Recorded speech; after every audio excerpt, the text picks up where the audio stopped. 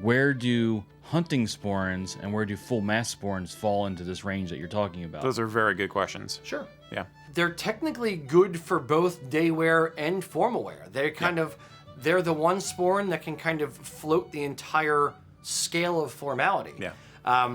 The vast majority of people don't wear them for simple day wear because it really makes a statement and it's kind of in your face, no pun intended. Yeah. And they're very, very expensive. You're looking, $500, $600, $700 for a full mask sporran. So a lot of people don't want to, do the beer swill and bar thing with the full mask sporran. Some dudes make them themselves these days. We have some talented people in the community who've been making their own, but generally speaking, you save it for the nice formal stuff where you're not going to muck it up. Yeah. A hunting sporran is shaped oval like a dress sporran, but there's no cantle on it. It's a leather cantle and then 5 leaves that are actually pinned or riveted to the front of the sporran. A hunting sporran, traditionally speaking, was just all leather. I actually spoke to our sporran maker and I said, look, I really like the hunting sporran. It was my go-to day type sporran because you don't get the tassels drumming as you walk. And I said, I want something a little bit fancier. Can we replace the leather that's underneath the leaves with fur? That way it kind of dresses it up a little bit. In that instance, it's something I made up, but it's kind of, I won't say taken off. I'm not like a millionaire because of it. It's taken off meaning other people have done the same thing. It works well for either tweed, like smart day wear, or even an Argyle jacket if you have some kind of medallion or stag emblem or something, like a statement piece on it. Can kind of dress it up a little bit. It's never going to be full formal because there's not a metal cantle on it and that kind of thing. But it really does class it up a bit. But that I would say you can kind of get away with that nebulous gray area, similar to like a semi-dress sporran. A plain leather hunting sporran, probably about the same as a day sporran, where you just wear it with tweed or a sweater or whatever t-shirt. Yeah, I'd say a hunting sporran, if you can shell out for it, is definitely a good option for general use, kind of like what I was implying a semi-dress could do. A hunting sporran is $300-ish, $250-ish, around that kind of price because it's very, very labor intensive.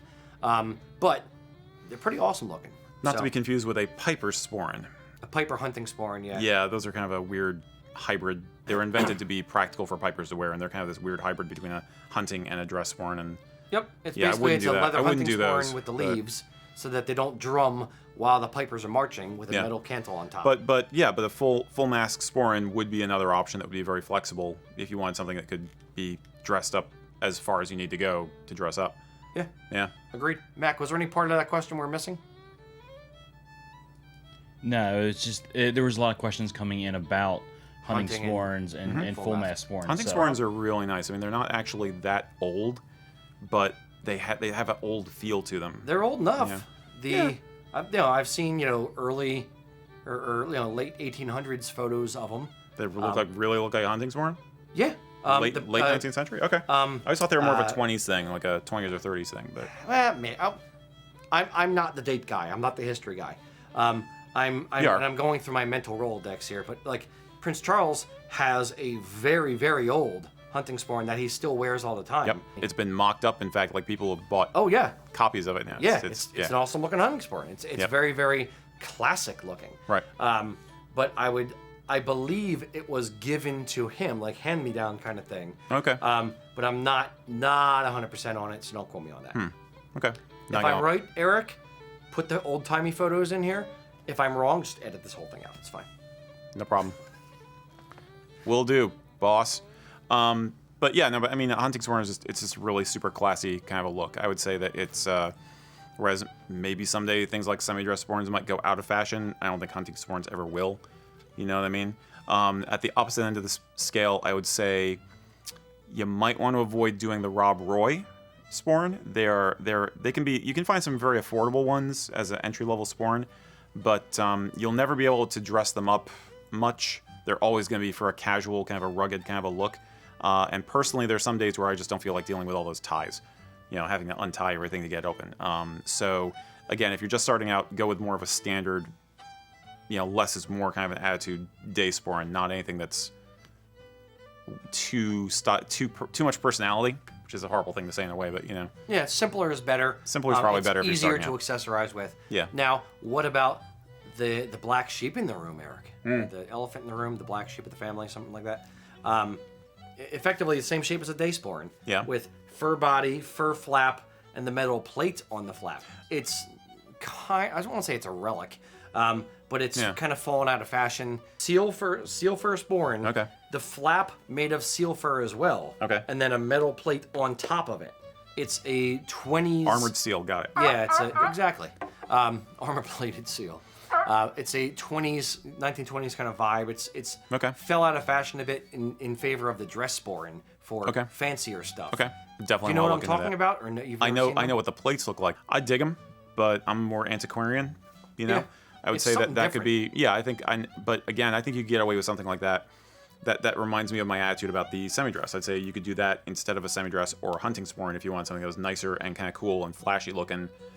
You know, and I think for most people's level of awareness, if you're just out in the regular mundane world, something like that would be good enough for most occasions.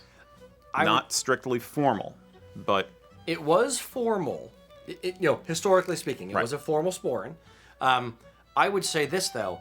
I think it would be fine for a semi-dress, Argyle kind of environment. You're right, because most people wouldn't understand it. Right. But the people that do would be like, that's pretty cool. I could see doing it with. you don't think they'd be like, "What the hell are you doing?" It would be more the. Well, if they did, you have the chance to educate them and be like, haha, this is. Give them a pamphlet. Exactly. Subscribe to my newsletter. No, I could see that with like a regulation doublet going like 20s style, and that being kind of the centerpiece. I could dig Perhaps. on that. Okay. Just as a different take on formal wear, not wanting to fall into the standard trap of Okay. Prince Charles jacket, Okay. dress sporran, Okay. solid black hose. Here's your tartan kilt, done. Just kind of generic. Just mixing it up and doing something, adding some personality, some little interesting bits to it.